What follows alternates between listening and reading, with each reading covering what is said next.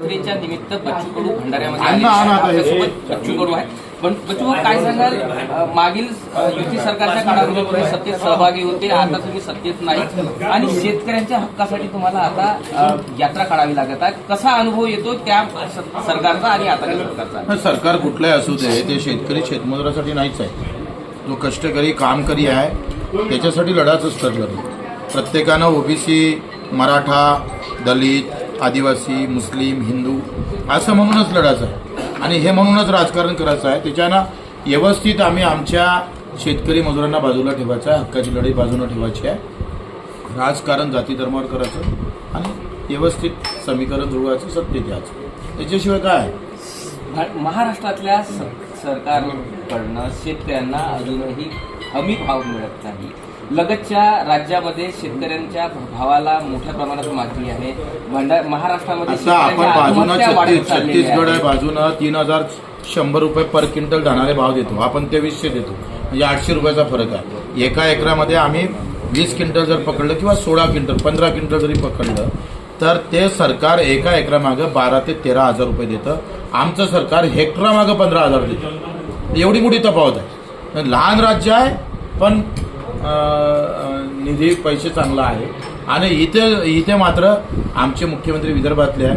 तूरवाले मरतं, कापूसवाले मरतंय, सोयाबीनवाले मरतं, संत्रावाले मरतंय, धानवाले मरतं. विचारा गडकरी साहेबांना, आमच्या देवेंद्रजींना, तर तुमची सत्ता आहे ना केंद्रात आणि राज्यात, मग तुम्ही विदर्भासाठी काय केलं? शेतकऱ्यासाठी सांगावं त्यांना. त्या मजुरासाठी काय केलं? मच्छीमार, सगळ्यात जास्त धरणं मच्छीमार आम्ही पाहतो विदर्भात आहे.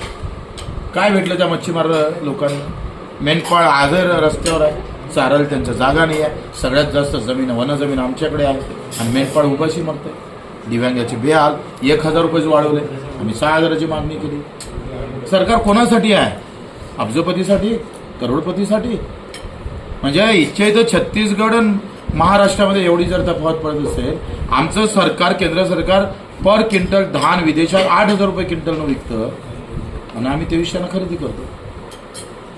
म्हणजे हे सरकार शेतकरी विरोधी आहे असं म्हणता येईल? बिलकुल. याच्यातून काय निष्पन्न होते? शेतकऱ्याच्या बाजूने असं थोडं होते. मनोज जरांगेंनी आरक्षणाचं जे आंदोलन केलं त्या संदर्भात सरकार म्हणलं GR काढलं, मात्र आता ओबीसीमध्ये आता कुठेतरी आक्रमक भूमिका बघायला मिळत आहे. सत्तेतले भुजबळही आता हायकोर्टामध्ये जाण्याच्या तयारीत आहेत. कसं बघता या आरक्षणाच्या GR ला? मला असं वाटतंय का एकंदरीत काय आरक्षण, मराठा काय, ओबीसी काय, म्हणजे तिकडे बौद्ध समाज, दलित बांधव काय, मुसलमान किंवा आदिवासी काय, या सगळ्या गोष्टी करताना गावागावात वाद होऊ नये हे पहिले जपलं गेलं पाहिजे. आणि देवेंद्रजी तर तुम्ही सांगा, तुमचं भाजपवाले सगळे तर पटईत आहे. तुम्ही ईडीमध्ये कोणाला कसं फसवायचं, लोकांना कसं सत्तेत घ्यायचं, याच्यामध्ये जे कौशल्य वापरतं ते कौशल्य या मागणीसाठी का वापरत ना? ते वाद होऊ नये याच्यासाठी का वापरत ना? इथे कौशल्य वापरा ना तुम्ही. केंद्र आणि राज्य सत्ता आहे तर ओबीसीच्या नेत्यांना बोलावा, मराठ्याच्या नेत्यांना बोलावा. हात कोणी कोणाचं वाईट होऊ नये, कोणी कोणाचा हक्क शिनू नये, ही सगळी व्यवस्था निर्माण करा.